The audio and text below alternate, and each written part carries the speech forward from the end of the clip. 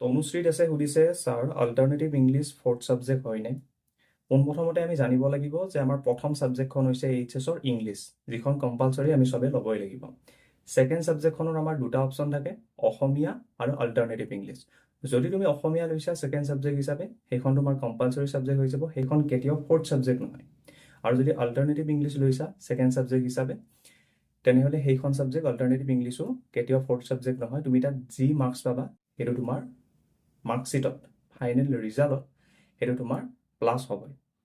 এনেকুৱা ধৰণৰ কেইটামান তোমালোকে কৰা ইম্পৰ্টেণ্ট কুৱেশ্যনৰ উত্তৰ আজি মই তোমালোকক এই ভিডিঅ'টোত দিম। তো গতিকে ভিডিঅ'টো একেবাৰে শেষলৈকে চাই থাকিবা, কিয়নো ভিডিঅ'টো লাহে লাহে আৰু ইম্পৰ্টেণ্ট হৈ গৈ থাকিব। নেক্সট কুৱেশ্যনটো হৈছে, দাদা এছামিছত মাৰ্ক বেছি কাটে নেকি বনাই লিখিলে? তো প্ৰথম কথাটো হৈ গ'ল যে বনাই লিখিলে আমাক টাইম বহুত লাগে। যিমান লিটাৰেচাৰ ছাবজেক্ট আছে, অসমীয়া হওক ইংলিছ হওক, বা অকল লিটাৰেচাৰ ছাবজেক্ট বুলি নহয়, প্ৰত্যেকটো বিষয়তে যদি আমি বনাই লিখিব যাওঁ তেনেহ'লে আমাক সময় বেছি লাগে। কিন্তু বনাই লিখোঁতেও তোমালোকে এটা কথা সদায় ধ্যান ৰাখিবা, যাতে কুৱেশ্যনটোত যিটো সুধিছে উত্তৰত আমাৰ সেইটো থাকিব লাগিব। মানে যা তা কিবা কিবি বনাই লিখি নিদিবা, তো সেইটো মনত থাকিবা। বাকী যদি মাৰ্ক কটাৰ কথা আহে তেনেহ'লে সেনেকুৱা একো নাই, কিন্তু অসমীয়াত শব্দবিলাক চাই, শব্দবিলাক ভুল নকৰিবা, মানে স্পেলিংবিলাক ভুল নকৰিবা, তো মাৰ্ক জেনেৰেলি নেকাটে। এজনে সুধিছে, ছাৰ মই এছামিছত 20 কৰিছোঁ, গ্ৰেছ দিব নেকি? প্লিজ ৰিপ্লাই দিয়ক। তেনেকুৱা ধৰণৰে আৰু এজনে কুৱেশ্যন কৰিছে, ছাৰ মোৰ মানে ইংলিছ বহুত বেয়া হৈছে, 12 বা 13 মানহে পাম, গ্ৰেছ মাৰ্ক দিব নেকি বাৰু, প্লিজ ক'ব।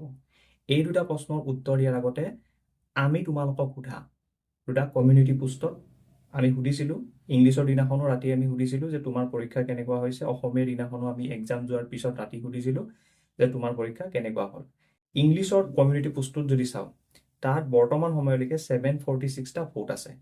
তাৰ পৰা 44%, 44%এ কৈছে ভবামতে ভাল নহ'ল, 27%এ কৈছে ভাল হ'ল, আৰু 29%এ কৈছে বহুত ভাল। তেনেকৈ অসমীয়াখনতো যদি চাওঁ তেনেহ'লে 833টা তাত ভোট আছে।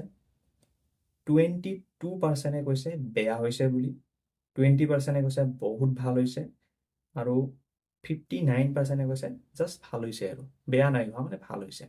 এই দুটা পোষ্টত ইংলিছত মোটামুটি 746 জন ছাত্ৰ ছাত্ৰীৰ পৰা 44%এ কৈছে যে ভবামতে ভাল নহ'ল, মানে ভাল নহ'ল আৰু যিমান এক্সপেক্ট কৰিছিলে। এতিয়া মূল কথাটো হ'ল যে প্ৰথমতে আমি যিকেইখন ছাবজেক্ট অলৰেডি হৈ গ'ল, সেইকেইখন ছাবজেক্ট যেনেকুৱাই নহওক কিয় সেইকেইখনৰ বিষয়ে ভাবি নাথাকিবা। গ্ৰেছ পামনে, মাৰ্ক দিবনে, কি হ'ব কি নহ'ব সেইটো ভাবি থকা আমাৰ কোনো অৰ্থ নাই বৰ্তমান সময়ত।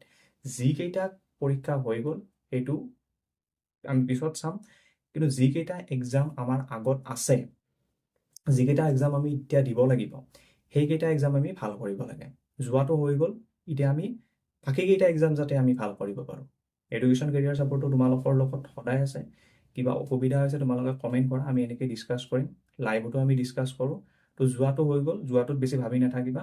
আৰু গ্ৰেছৰ যদি কথা আহে তেনেহ'লে গ্ৰেছ মাৰ্ক যিটো, সেইটো যদি তুমি 20 পোৱা, যিহেতু 30 আমাৰ পাছ মাৰ্ক, 20 যদি পোৱা জেনেৰেলি গ্ৰেছ মাৰ্ক তুমি 10 গ্ৰেছ মাৰ্ক তুমি কেতিয়াও নোপোৱা। গ্ৰেছ মাৰ্ক জেনেৰেলি 2, 3, বেছিতকৈ বেছি 3 বা 4লৈকে গ্ৰেছ মাৰ্ক দিয়ে।